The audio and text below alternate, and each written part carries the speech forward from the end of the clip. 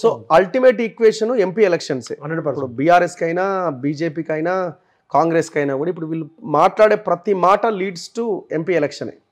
So ఈ సందర్భంలో రాష్ట్రంలో బీఆర్ఎస్కి ఏమైనా స్కోప్ ఉన్నదా ఎంపీ సీట్ల విషయంలో? 17 ఎంపీల్లో ఒకటి అసదుద్దీన్కి పోతే మిగతా 16 గురించి అందరు మాట్లాడుతున్నారు, మిగతా 3 పార్టీలు. సో ఈ 16లో బీఆర్ఎస్కి ఏమైనా అవకాశం ఉందా?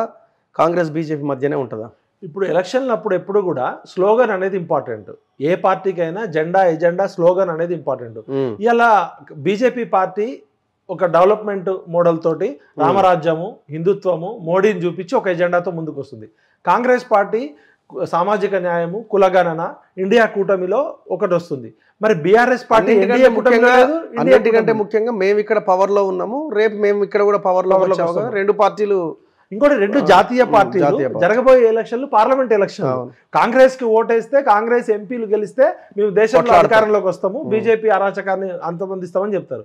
బీజేపీ వాళ్ళు ఏం చెప్తారు? మాకు ఎంపీ సీట్లు ఎక్కువ వస్తే మేము తెలంగాణకి అభివృద్ధి నిధులు తీసుకొస్తాము, తెలంగాణని సెంట్రల్ గవర్నమెంట్లు పెడతాం. మరి బీఆర్ఎస్ కి ఇక్కడ గల్లీలో లేదు, ఢిల్లీలో లేదు.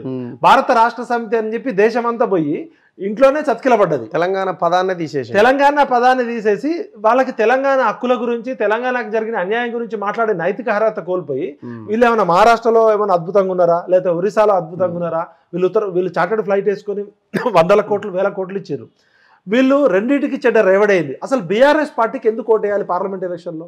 వీళ్ళు గెలిచి సాధించేది ఏంది?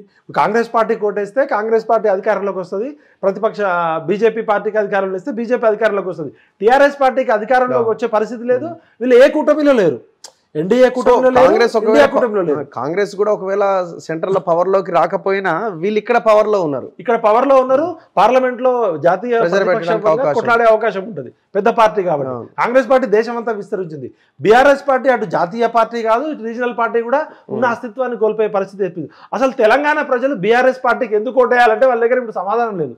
పార్లమెంట్ ఎలక్షన్స్ లో ఎందుకు ఓటేయాలి? పార్లమెంట్ లో వీళ్ళు చేసేది ఏంది? ఇప్పుడు గతంలో కూడా వీళ్ళు చట్టాలు వ్యతిరేకంగా ఉన్నప్పుడు స్ట్రాటజికల్గా బీజేపీతో టైప్ పెట్టుకొని అవసరమైతే మౌనంగా ఉన్నారు, లేకపోతే బైకాట్ చేసారు. వీళ్ళేమి అరవీర భయంకరంగా కొట్లాడి ఆంధ్రప్రదేశ్ పునర్విభజన చట్టం కింద కానీ తెలంగాణకు రావాల్సిన హక్కులు గత 10 సంవత్సరాలు ఏమైనా తీసుకొచ్చిరా? ఏమీ తీసుకురాలే కదా. ఒక బయ్యారం స్టీల్ ప్లాంట్ తీసుకురాలే, ఒక గిరిజన యూనివర్సిటీ తీసుకురాలే, తెలంగాణకు రావాల్సిన ఐఏఎం తీసుకురావాలి, కొత్త ఐఐటీలు ఏం తీసుకురాలే.